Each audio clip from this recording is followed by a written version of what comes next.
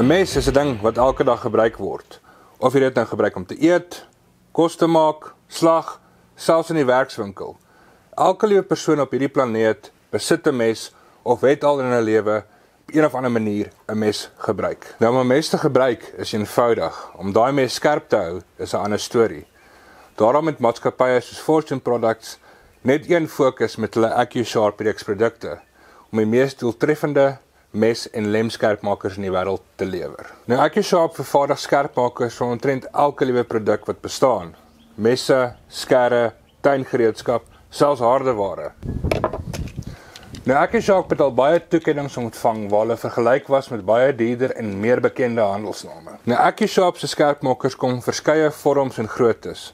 Van dies wat klein genoeg is om in jou hemsak te pas, tot die groter, meer gesofistikeerde stelle vir as jy jou lem so skerp wil hê dat jy 'n tamatie kan skil. So ek het nou hier 'n baie stomp mes.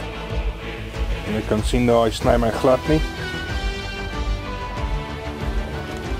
Kan ook nie biltong sny nie. Nou ek gaan nou AccuSharp se standaard knife and tool sharpener gebruik.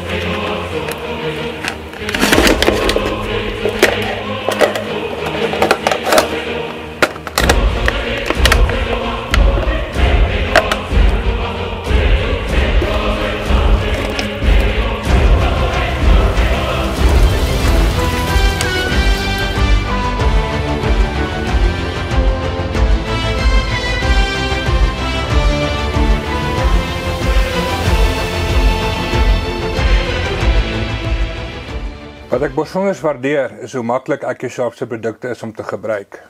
Vir my is dit een van die beste skerpmakers op die mark. Guns & Bose in Kaapstad is die amptelike invoerders van hierdie produk. Lees ook die volledige artikel in die April uitgawe van Wolfland.